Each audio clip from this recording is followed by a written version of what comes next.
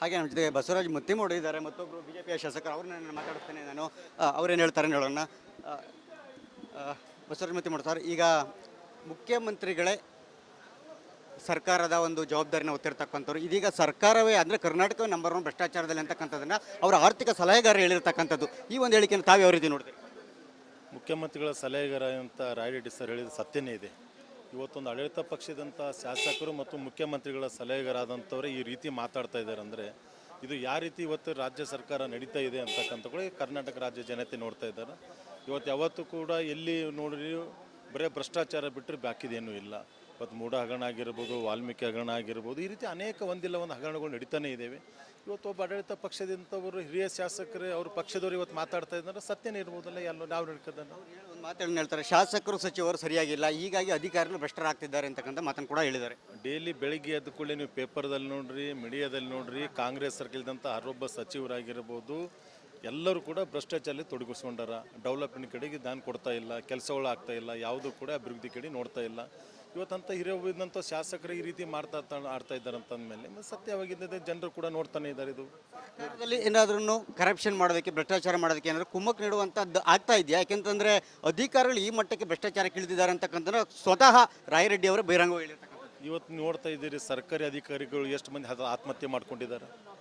ಮತ್ತು ಅವ್ರೇನು ಅಂಜಿಸಿ ಮಾಡ್ತಾ ಇರೋದ್ರಿಂದ ಮತ್ತು ಸರ್ಕಾರಿ ಅಧಿಕಾರಿಗಳು ಆತ್ಮಹತ್ಯೆ ಮಾಡ್ಕೊಳ್ಳಿ ರೆಡಿ ಆಗಿರಂತಂದ್ರೆ ಯಾವ ರೀತಿ ಸರ್ಕಾರ ನಡೀತಾ ಇದೆ ಅನ್ನೋದು ನೀವು ನೋಡ್ತಾನೆ ಇದ್ದೀರಿ. ಅಧಿಕಾರಿಗಳ ಮೇಲೆ ಸರ್ಕಾರ ಒತ್ತಡ ಆಗ್ತಾ ಇದೆ 101%. ಆ ರೀತಿ ಒತ್ತಡ ಹಾಕಿದ ಮೇಲೆ ಸರ್ಕಾರಿ ಅಧಿಕಾರಿಗಳು ಆತ್ಮಹತ್ಯೆ ಮಾಡ್ಕೊಳ್ಳೋದು ನಡೀತಾ ಇಲ್ಲ. ಸುಮ್ಮನೆ ಆತ್ಮಹತ್ಯೆ ಮಾಡ್ಕೊಳ್ಳಿಕ್ಕೆ ಸಾಧ್ಯ ಅದನ್ನು ಅವರು ಈ ರೀತಿ ನಡೀತಾನೆ ಇದೆ ಅವ್ರದ್ದು. ಒಟ್ಟಾರೆಯಾಗಿ ಬಸವರಾಜ ರಾಯರೆಡ್ಡಿ ಅವರ ಒತ್ತಡ ನಿಜಕ್ಕೂ ಕೂಡ ಸರ್ಕಾರಕ್ಕೆ ಮುಜುಗರ, ಜೊತೆಗೆ ಇದರ ಹೊಣೆಯನ್ನು ಕೂಡ ನಾವು ಮುಖ್ಯಮಂತ್ರಿಗಳು ಹೊರಬೇಕಾಗಿದ್ದಂತೆ ಅವ್ರು ನೇಮಿಸಿರ್ತಕ್ಕಂಥವ್ರೆ ಆರ್ಥಿಕ ಹೊಣೆ. ರಾಯರೆಡ್ಡಿ ಸಾಹೇಬ್ರು ಅಭಿನಂದನೆಗಳು ಸಲ್ಲಿಸಬೇಕು. ಅವರು ಇದ್ದಂತ ಮಾತಾಡಿದಾರೆ. ಅವರು ಸರ್ಕಾರದಲ್ಲಿ ಏನು ನಡೀತಿದೆ ಅನ್ನೋದು ತಿಳಿಸಿರೋ ಜನತೆಗೆ ಅವ್ರಿಗೆ ಅಭಿನಂದನೆಗಳು ಸಲ್ಲಿಸಕ್ಕೆ ಬಯಸ್ತಾ ಇದ್ದಾರೆ. Thank you. ಹಾಗೆ ನಮ್ಮ ಜೊತೆಗೆ ಬಸವರಾಜ ಮುತ್ತಿಮೋಡು ಇದ್ದಾರೆ, ಮತ್ತೊಬ್ಬರು ಬಿಜೆಪಿಯ ಶಾಸಕರು. ಅವ್ರನ್ನ ಮಾತಾಡ್ತೇನೆ ನಾನು. ಅವ್ರೇನು ಹೇಳ್ತಾರೆ ನೋಡೋಣ. ಬಸವರಾಜ ಮುತ್ತಿಮೋಡು ಸರ್, ಈಗ ಮುಖ್ಯಮಂತ್ರಿಗಳೇ ಸರ್ಕಾರದ ಒಂದು ಜವಾಬ್ದಾರಿನ ಹೊತ್ತಿರ್ತಕ್ಕಂಥವ್ರು. ಇದೀಗ ಸರ್ಕಾರವೇ ಅಂದರೆ ಕರ್ನಾಟಕವೇ ನಂಬರ್ 1 ಭ್ರಷ್ಟಾಚಾರದಲ್ಲಿ ಅಂತಕ್ಕಂಥದ್ದನ್ನು ಅವರ ಆರ್ಥಿಕ ಸಲಹೆಗಾರ ಹೇಳಿರ್ತಕ್ಕಂಥದ್ದು. ಈ ಒಂದು ಹೇಳಿಕೆಯನ್ನು ತಾವು ಯಾವ ರೀತಿ ನೋಡ್ತೀರಿ? ಮುಖ್ಯಮಂತ್ರಿಗಳ ಸಲಹೆಗಾರ ಅಂತ ರಾಯರೆಡ್ಡಿ ಸರ್ ಹೇಳಿದ ಸತ್ಯನೇ ಇದೆ. ಇವತ್ತೊಂದು ಆಡಳಿತ ಪಕ್ಷದಂಥ ಶಾಸಕರು ಮತ್ತು ಮುಖ್ಯಮಂತ್ರಿಗಳ ಸಲಹೆಗಾರಾದಂಥವರೇ ಈ ರೀತಿ ಮಾತಾಡ್ತಾ ಇದ್ದಾರೆ ಅಂದರೆ ಇದು ಯಾವ ರೀತಿ ಇವತ್ತು ರಾಜ್ಯ ಸರ್ಕಾರ ನಡೀತಾ ಇದೆ ಅಂತಕ್ಕಂಥಗಳು ಕರ್ನಾಟಕ ರಾಜ್ಯ ಜನತೆ ನೋಡ್ತಾ ಇದ್ದಾರೆ. ಇವತ್ತು ಯಾವತ್ತೂ ಕೂಡ ಎಲ್ಲಿ ನೋಡ್ರಿ ಬರೀ ಭ್ರಷ್ಟಾಚಾರ ಬಿಟ್ಟರೆ ಬಾಕಿದೇನೂ ಇಲ್ಲ. ಇವತ್ತು ಮೂಢ ಹಗರಣ ಆಗಿರ್ಬೋದು, ವಾಲ್ಮೀಕಿ ಹಗರಣ ಆಗಿರ್ಬೋದು, ಈ ರೀತಿ ಅನೇಕ ಒಂದಿಲ್ಲ ಒಂದು ಹಗರಣಗಳು ನಡೀತಾನೆ ಇದ್ದೇವೆ. ಇವತ್ತು ಒಬ್ಬ ಆಡಳಿತ ಪಕ್ಷದಂಥವರು ಹಿರಿಯ ಶಾಸಕರು ಅವ್ರ ಪಕ್ಷದವರು ಇವತ್ತು ಮಾತಾಡ್ತಾ ಇದ್ದಾರೆ, ಸತ್ಯನೇ ಇರ್ಬೋದಲ್ಲ. ಎಲ್ಲ ನಾವು ನಡ್ಕೋದನ್ನು ಒಂದು ಮಾತನ್ನು ಹೇಳ್ತಾರೆ, ಶಾಸಕರು ಸಚಿವರು ಸರಿಯಾಗಿಲ್ಲ, ಹೀಗಾಗಿ ಅಧಿಕಾರಿಗಳು ಭ್ರಷ್ಟರಾಗ್ತಿದ್ದಾರೆ ಅಂತಕ್ಕಂಥ ಮಾತನ್ನು ಕೂಡ ಹೇಳಿದ್ದಾರೆ. ಡೈಲಿ ಬೆಳಿಗ್ಗೆ ಎದ್ದ ಕೂಡಲೇ ನೀವು ಪೇಪರ್ದಲ್ಲಿ ನೋಡ್ರಿ, ಮೀಡಿಯಾದಲ್ಲಿ ನೋಡ್ರಿ, ಕಾಂಗ್ರೆಸ್ ಸರ್ಕಲ್ದಂಥ ಹರೊಬ್ಬ ಸಚಿವರಾಗಿರ್ಬೋದು ಎಲ್ಲರೂ ಕೂಡ ಭ್ರಷ್ಟಾಚಾರದಲ್ಲಿ ತೊಡಗಿಸ್ಕೊಂಡಾರ. ಡೆವಲಪ್ಮೆಂಟ್ ಕಡೆಗೆ ದಾನ ಕೊಡ್ತಾ ಇಲ್ಲ, ಕೆಲಸಗಳು ಆಗ್ತಾ ಇಲ್ಲ, ಯಾವುದೂ ಕೂಡ ಅಭಿವೃದ್ಧಿ ಕಡೆ ನೋಡ್ತಾ ಇಲ್ಲ. ಇವತ್ತಂತ ಹಿರಿಯಂಥ ಶಾಸಕರು ಈ ರೀತಿ ಆಡ್ತಾ ಇದ್ದಾರೆ ಅಂತಂದಮೇಲೆ ಸತ್ಯವಾಗಿದ್ದ ಜನರು ಕೂಡ ನೋಡ್ತಾನೆ ಇದ್ದಾರೆ. ಇದು ಏನಾದ್ರೂ ಕರಪ್ಷನ್ ಮಾಡೋದಕ್ಕೆ, ಭ್ರಷ್ಟಾಚಾರ ಮಾಡೋದಕ್ಕೆ ಏನಾದರೂ ಕುಮ್ಮಕ್ ನೀಡುವಂಥದ್ದು ಆಗ್ತಾ ಇದೆಯಾ? ಯಾಕೆಂತಂದ್ರೆ ಅಧಿಕಾರಿಗಳು ಈ ಮಟ್ಟಕ್ಕೆ ಭ್ರಷ್ಟಾಚಾರಕ್ಕೆ ಇಳಿದಿದ್ದಾರೆ ಅಂತಕ್ಕಂಥ ಸ್ವತಃ ರಾಯರೆಡ್ಡಿ ಅವರು ಬಹಿರಂಗ ಹೇಳಿರ್ತಕ್ಕಂಥ. ಇವತ್ತು ನೋಡ್ತಾ ಇದ್ದೀರಿ ಸರ್ಕಾರಿ ಅಧಿಕಾರಿಗಳು ಎಷ್ಟು ಮಂದಿ ಆತ್ಮಹತ್ಯೆ ಮಾಡ್ಕೊಂಡಿದ್ದಾರೆ. ಮತ್ತು ಅವ್ರೇನು ಅಂಜಿಸಿ ಮಾಡ್ತಾ ಇರೋದ್ರಿಂದ ಮತ್ತು ಸರ್ಕಾರಿ ಅಧಿಕಾರಿಗಳು ಆತ್ಮಹತ್ಯೆ ಮಾಡ್ಕೊಳ್ಳಿ ರೆಡಿ ಆಗಿರಂತಂದ್ರೆ ಯಾವ ರೀತಿ ಸರ್ಕಾರ ನಡೀತಾ ಇದೆ ಅನ್ನೋದು ನೀವು ನೋಡ್ತಾನೆ ಇದ್ದೀರಿ. ಅಧಿಕಾರಿಗಳ ಮೇಲೆ ಸರ್ಕಾರ ಒತ್ತಡ ಆಗ್ತಾ ಇದೆ 101%. ಆ ರೀತಿ ಒತ್ತಡ ಹಾಕಿದ ಮೇಲೆ ಸರ್ಕಾರಿ ಅಧಿಕಾರಿಗಳು ಆತ್ಮಹತ್ಯೆ ಮಾಡ್ಕೊಳ್ಳೋದು ನಡೀತಾ ಇಲ್ಲ. ಸುಮ್ಮನೆ ಆತ್ಮಹತ್ಯೆ ಮಾಡ್ಕೊಳ್ಳಿಕ್ಕೆ ಸಾಧ್ಯ ಅದನ್ನು ಅವರು ಈ ರೀತಿ ನಡೀತಾನೆ ಇದೆ ಅವ್ರದ್ದು. ಒಟ್ಟಾರೆಯಾಗಿ ಬಸವರಾಜ ರಾಯರೆಡ್ಡಿ ಅವರ ಒತ್ತಡ ನಿಜಕ್ಕೂ ಕೂಡ ಸರ್ಕಾರಕ್ಕೆ ಮುಜುಗರ, ಜೊತೆಗೆ ಇದರ ಹೊಣೆಯನ್ನು ಕೂಡ ನಾವು ಮುಖ್ಯಮಂತ್ರಿಗಳು ಹೊರಬೇಕಾಗಿದ್ದಂತೆ ಅವ್ರು ನೇಮಿಸಿರ್ತಕ್ಕಂಥವ್ರೆ ಆರ್ಥಿಕ ಹೊಣೆ. ರಾಯರೆಡ್ಡಿ ಸಾಹೇಬ್ರು ಅಭಿನಂದನೆಗಳು ಸಲ್ಲಿಸಬೇಕು. ಅವರು ಇದ್ದಂತ ಮಾತಾಡಿದಾರೆ. ಅವರು ಸರ್ಕಾರದಲ್ಲಿ ಏನು ನಡೀತಿದೆ ಅನ್ನೋದು ತಿಳಿಸಿರೋ ಜನತೆಗೆ ಅವ್ರಿಗೆ ಅಭಿನಂದನೆಗಳು ಸಲ್ಲಿಸಕ್ಕೆ ಬಯಸ್ತಾ ಇದ್ದಾರೆ. Thank you. ಹಾಗೆ ನಮ್ಮ ಜೊತೆಗೆ ಬಸವರಾಜ ಮುತ್ತಿಮೋಡು ಇದ್ದಾರೆ, ಮತ್ತೊಬ್ಬರು ಬಿಜೆಪಿಯ ಶಾಸಕರು. ಅವ್ರನ್ನ ಮಾತಾಡ್ತೇನೆ ನಾನು. ಅವ್ರೇನು ಹೇಳ್ತಾರೆ ನೋಡೋಣ. ಬಸವರಾಜ ಮುತ್ತಿಮೋಡು ಸರ್, ಈಗ ಮುಖ್ಯಮಂತ್ರಿಗಳೇ ಸರ್ಕಾರದ ಒಂದು ಜವಾಬ್ದಾರಿನ ಹೊತ್ತಿರ್ತಕ್ಕಂಥವ್ರು. ಇದೀಗ ಸರ್ಕಾರವೇ ಅಂದರೆ ಕರ್ನಾಟಕವೇ ನಂಬರ್ 1 ಭ್ರಷ್ಟಾಚಾರದಲ್ಲಿ ಅಂತಕ್ಕಂಥದ್ದನ್ನು ಅವರ ಆರ್ಥಿಕ ಸಲಹೆಗಾರ ಹೇಳಿರ್ತಕ್ಕಂಥದ್ದು. ಈ ಒಂದು ಹೇಳಿಕೆಯನ್ನು ತಾವು ಯಾವ ರೀತಿ ನೋಡ್ತೀರಿ? ಮುಖ್ಯಮಂತ್ರಿಗಳ ಸಲಹೆಗಾರ ಅಂತ ರಾಯರೆಡ್ಡಿ ಸರ್ ಹೇಳಿದ ಸತ್ಯನೇ ಇದೆ. ಇವತ್ತೊಂದು ಆಡಳಿತ ಪಕ್ಷದಂಥ ಶಾಸಕರು ಮತ್ತು ಮುಖ್ಯಮಂತ್ರಿಗಳ ಸಲಹೆಗಾರಾದಂಥವರೇ ಈ ರೀತಿ ಮಾತಾಡ್ತಾ ಇದ್ದಾರೆ ಅಂದರೆ ಇದು ಯಾವ ರೀತಿ ಇವತ್ತು ರಾಜ್ಯ ಸರ್ಕಾರ ನಡೀತಾ ಇದೆ ಅಂತಕ್ಕಂಥಗಳು ಕರ್ನಾಟಕ ರಾಜ್ಯ ಜನತೆ ನೋಡ್ತಾ ಇದ್ದಾರೆ. ಇವತ್ತು ಯಾವತ್ತೂ ಕೂಡ ಎಲ್ಲಿ ನೋಡ್ರಿ ಬರೀ ಭ್ರಷ್ಟಾಚಾರ ಬಿಟ್ಟರೆ ಬಾಕಿದೇನೂ ಇಲ್ಲ. ಇವತ್ತು ಮೂಢ ಹಗರಣ ಆಗಿರ್ಬೋದು, ವಾಲ್ಮೀಕಿ ಹಗರಣ ಆಗಿರ್ಬೋದು, ಈ ರೀತಿ ಅನೇಕ ಒಂದಿಲ್ಲ ಒಂದು ಹಗರಣಗಳು ನಡೀತಾನೆ ಇದ್ದೇವೆ. ಇವತ್ತು ಒಬ್ಬ ಆಡಳಿತ ಪಕ್ಷದಂಥ ಶಾಸಕರು ಅವ್ರ ಪಕ್ಷದವರು ಇವತ್ತು ಮಾತಾಡ್ತಾ ಇದ್ದಾರೆ, ಸತ್ಯನೇ ಇರ್ಬೋದಲ್ಲ. ಎಲ್ಲ ನಾವು ನಡ್ಕೋದನ್ನು ಥ್ಯಾಂಕ್ ಯು. ಇವತ್ತು ಮೂಢ ಹಗರಣ ಆಗಿರ್ಬೋದು, ವಾಲ್ಮೀಕಿ ಹಗರಣ ಆಗಿರ್ಬೋದು, ಈ ರೀತಿ ಅನೇಕ ಒಂದಿಲ್ಲ ಒಂದು ಹಗರಣಗಳು ನಡೀತಾನೆ ಇದ್ದಾವೆ. ಇವತ್ತು ಒಬ್ಬ ಆಡಳಿತ ಪಕ್ಷದಿಂದವರು ಹಿರಿಯ ಶಾಸಕರು ಅವ್ರ ಪಕ್ಷದವರು ಇವತ್ತು ಮಾತಾಡ್ತಾ ಇದ್ದಾರೆ, ಸತ್ಯನೇ ಇರ್ಬೋದಲ್ಲ, ಎಲ್ಲ ನಾವು ನಡ್ಕೋದನ್ನು. ಒಂದು ಮಾತನ್ನು ಹೇಳ್ತಾರೆ, ಶಾಸಕರು ಸಚಿವರು ಸರಿಯಾಗಿಲ್ಲ, ಹೀಗಾಗಿ ಅಧಿಕಾರಿಗಳು ಭ್ರಷ್ಟರಾಗ್ತಿದ್ದಾರೆ ಅಂತಕ್ಕಂಥ ಮಾತನ್ನು ಕೂಡ ಹೇಳಿದ್ದಾರೆ. ಡೈಲಿ ಬೆಳಿಗ್ಗೆ ಎದ್ದ ಕೂಡಲೇ ನೀವು ಪೇಪರ್ದಲ್ಲಿ ನೋಡ್ರಿ, ಮೀಡಿಯಾದಲ್ಲಿ ನೋಡ್ರಿ, ಕಾಂಗ್ರೆಸ್ ಸರ್ಕಲ್ದಂಥ ಹರೊಬ್ಬ ಸಚಿವರಾಗಿರ್ಬೋದು ಎಲ್ಲರೂ ಕೂಡ ಭ್ರಷ್ಟಾಚಾರದಲ್ಲಿ ತೊಡಗಿಸ್ಕೊಂಡಾರ. ಡೆವಲಪ್ಮೆಂಟ್ ಕಡೆಗೆ ದಾನ ಕೊಡ್ತಾ ಇಲ್ಲ, ಕೆಲಸಗಳು ಆಗ್ತಾ ಇಲ್ಲ, ಯಾವುದೂ ಕೂಡ ಅಭಿವೃದ್ಧಿ ಕಡೆ ನೋಡ್ತಾ ಇಲ್ಲ.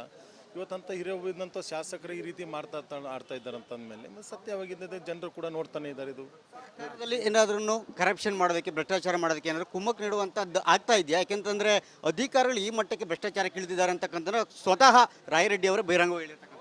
ಇವತ್ತು ನೋಡ್ತಾ ಇದ್ದೀರಿ ಸರ್ಕಾರಿ ಅಧಿಕಾರಿಗಳು ಎಷ್ಟು ಮಂದಿ ಆತ್ಮಹತ್ಯೆ ಮಾಡ್ಕೊಂಡಿದ್ದಾರೆ. ಮತ್ತು ಅವ್ರಿನ್ನೂ ಅಂಜಿಸಿ ಮಾಡ್ತಾ ಇರೋದ್ರಿಂದ ಮತ್ತು ಸರ್ಕಾರಿ ಅಧಿಕಾರಿಗಳು ಇವತ್ತು ಆತ್ಮಹತ್ಯೆ ಮಾಡ್ಕೊಳ್ಳೋಕೆ ರೆಡಿ ಆಗ್ಯಾರ ಅಂತಂದ್ರೆ ಯಾವ ರೀತಿ ಸರ್ಕಾರ ನಡೀತಾ ಇದೆ ಅನ್ನೋದು ನೀವು ನೋಡ್ತಾನೆ ಇದ್ದೀರಿ. ಅಧಿಕಾರಿಗಳ ಮೇಲೆ ಸರ್ಕಾರ ಒತ್ತಡ ಆಗ್ತಾ ಇದೆ. 101% ಆ ರೀತಿ ಒತ್ತಡ ಹಾಕಿದ ಮೇಲೆ ಸರ್ಕಾರಿ ಅಧಿಕಾರಿಗಳು ಆತ್ಮಹತ್ಯೆ ಮಾಡ್ಕೊಳ್ಳೋದು ನಡೀತಾ ಇಲ್ಲ. ಸುಮ್ಮನೆ ಆತ್ಮಹತ್ಯೆ ಮಾಡ್ಕೊಳ್ಳಿಕ್ಕೆ ಸಾಧ್ಯ ಅದನ್ನು ಅವರು ಈ ರೀತಿ ನಡೀತಾನೆ ಇದೆ ಅವ್ರದ್ದು. ಒಟ್ಟಾರೆಯಾಗಿ ಬಸವರಾಜ ರಾಯರೆಡ್ಡಿ ಅವರ ಒತ್ತಡ ನಿಜಕ್ಕೂ ಕೂಡ ಸರ್ಕಾರಕ್ಕೆ ಮುಜುಗರ, ಜೊತೆಗೆ ಇದರ ಹೊಣೆಯನ್ನು ಕೂಡ ನಾವು ಮುಖ್ಯಮಂತ್ರಿಗಳು ಹೊರಬೇಕಾಗಿದ್ದಂತೆ ಅವ್ರು ನೇಮಿಸಿರುವಂತಕ್ಕಂಥವ್ರೆ ರಾಯಡ್ ಸಾಬ್ರೆ ಅಭಿನಂದನೆಗಳು ಸಲ್ಲಿಸಬೇಕು. ಅವರು ಇದ್ದಂತ ಮಾತಾಡಿದಾರೆ. ಅವರು ಸರ್ಕಾರದಲ್ಲಿ ಏನು ನಡೀತಿದೆ ಅನ್ನೋದು ತಿಳಿಸಿರೋ ಜನತೆಗೆ ಅವ್ರಿಗೆ ಅಭಿನಂದನೆಗಳು ಸಲ್ಲಿಸಕ್ಕೆ ಬಯಸ್ತಾ ಇದ್ದಾರೆ. Thank you. ಹಾಗೆ ನಮ್ಮ ಜೊತೆ ಬಸವರಾಜ್ ಮುತ್ತಿಮೋಡು ಇದ್ದಾರೆ, ಮತ್ತೊಬ್ಬರು ಬಿಜೆಪಿಯ ಶಾಸಕರು, ಅವ್ರನ್ನ ಮಾತಾಡ್ತೇನೆ ನಾನು. ಅವ್ರೇನು ಹೇಳ್ತಾರೆ ಹೇಳೋಣ. ಬಸವರಾಜ್ ಮುತ್ತಿಮೋಡು ಸರ್, ಈಗ ಮುಖ್ಯಮಂತ್ರಿಗಳೇ ಸರ್ಕಾರದ ಒಂದು ಜವಾಬ್ದಾರಿನ ಹೊತ್ತಿರ್ತಕ್ಕಂಥವ್ರು, ಇದೀಗ ಸರ್ಕಾರವೇ ಅಂದರೆ ಕರ್ನಾಟಕವೇ ನಂಬರ್ 1 ಭ್ರಷ್ಟಾಚಾರದಲ್ಲಿ ಅಂತಕ್ಕಂಥದ್ದನ್ನು ಅವರ ಆರ್ಥಿಕ ಸಲಹೆಗಾರ ಹೇಳಿರ್ತಕ್ಕಂಥದ್ದು. ಈ ಒಂದು ಹೇಳಿಕೆಯನ್ನು ತಾವು ಯಾವ ರೀತಿ ನೋಡಿದ್ರಿ? ಮುಖ್ಯಮಂತ್ರಿಗಳ ಸಲಹೆಗಾರ ಅಂತ ರಾಯರೆಡ್ಡಿ ಸರ್ ಹೇಳಿದ ಸತ್ಯನೇ ಇದೆ. ಇವತ್ತೊಂದು ಆಡಳಿತ ಪಕ್ಷದಂಥ ಶಾಸಕರು ಮತ್ತು ಮುಖ್ಯಮಂತ್ರಿಗಳ ಸಲಹೆಗಾರಾದಂಥವ್ರೆ ಈ ರೀತಿ ಮಾತಾಡ್ತಾ ಇದ್ದಾರೆ ಅಂದರೆ ಇದು ಯಾವ ರೀತಿ ಇವತ್ತು ರಾಜ್ಯ ಸರ್ಕಾರ ನಡೀತಾ ಇದೆ ಅಂತಕ್ಕಂಥ ಕೂಡ ಕರ್ನಾಟಕ ರಾಜ್ಯ ಜನತೆ ನೋಡ್ತಾ ಇದ್ದಾರೆ. ಇವತ್ತು ಯಾವತ್ತೂ ಕೂಡ ಎಲ್ಲಿ ನೋಡ್ರಿ ಬರೀ ಭ್ರಷ್ಟಾಚಾರ ಬಿಟ್ಟರೆ ಬಾಕಿದೇನೂ ಇಲ್ಲ. ಇವತ್ತು ಮೂಢ ಹಗರಣ ಆಗಿರ್ಬೋದು, ವಾಲ್ಮೀಕಿ ಹಗರಣ ಆಗಿರ್ಬೋದು, ಈ ರೀತಿ ಅನೇಕ ಒಂದಿಲ್ಲ ಒಂದು ಹಗರಣಗಳು ನಡೀತಾನೆ ಇದ್ದಾವೆ. ಇವತ್ತು ಒಬ್ಬ ಆಡಳಿತ ಪಕ್ಷದಿಂದವರು ಹಿರಿಯ ಶಾಸಕರು ಅವ್ರ ಪಕ್ಷದವರು ಇವತ್ತು ಮಾತಾಡ್ತಾ ಇದ್ದಾರೆ, ಸತ್ಯನೇ ಇರ್ಬೋದಲ್ಲ, ಎಲ್ಲ ನಾವು ನಡ್ಕೋದನ್ನು. ಒಂದು ಮಾತನ್ನು ಹೇಳ್ತಾರೆ, ಶಾಸಕರು ಸಚಿವರು ಸರಿಯಾಗಿಲ್ಲ, ಹೀಗಾಗಿ ಅಧಿಕಾರಿಗಳು ಭ್ರಷ್ಟರಾಗ್ತಿದ್ದಾರೆ ಅಂತಕ್ಕಂಥ ಮಾತನ್ನು ಕೂಡ ಹೇಳಿದ್ದಾರೆ.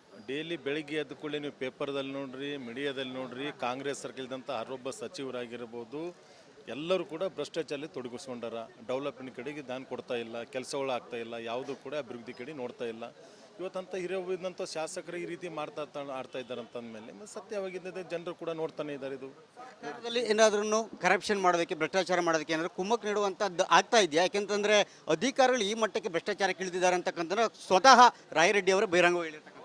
ಇವತ್ತು ನೋಡ್ತಾ ಇದ್ದೀರಿ ಸರ್ಕಾರಿ ಅಧಿಕಾರಿಗಳು ಎಷ್ಟು ಮಂದಿ ಆತ್ಮಹತ್ಯೆ ಮಾಡ್ಕೊಂಡಿದ್ದಾರೆ.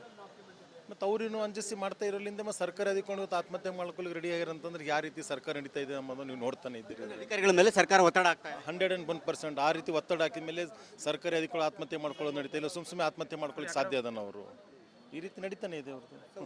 ಒಟ್ಟಾರೆಯಾಗಿ ಬಸವರಾಜ ರಾಯರೆಡ್ಡಿ ಅವರ ಒತ್ತಡ ನಿಜಕ್ಕೂ ಕೂಡ ಸರ್ಕಾರಕ್ಕೆ ಮುಜುಗರ, ಜೊತೆಗೆ ಇದರ ಹೊಣೆಯನ್ನು ಕೂಡ ನಾವು ಮುಖ್ಯಮಂತ್ರಿಗಳು ಹೊರಬೇಕಾಗಿದ್ದಂತೆ ಅವ್ರು ನೇಮಿಸಿರುವಂತಕ್ಕಂಥವ್ರೆ ಆರ್ಥಿಕ ಹೊಣೆ. ರಾಯಡ್ ಸಾಬ್ರೆ ಅಭಿನಂದನೆಗಳು ಸಲ್ಲಿಸಬೇಕು. ಅವರು ಇದ್ದಂತ ಮಾತಾಡಿದಾರೆ. ಅವರು ಸರ್ಕಾರದಲ್ಲಿ ಏನು ನಡೀತಿದೆ ಅನ್ನೋದು ತಿಳಿಸಿರೋ ಜನತೆಗೆ ಅವ್ರಿಗೆ ಅಭಿನಂದನೆಗಳು ಸಲ್ಲಿಸಕ್ಕೆ ಬಯಸ್ತಾ ಇದ್ದಾರೆ. Thank you.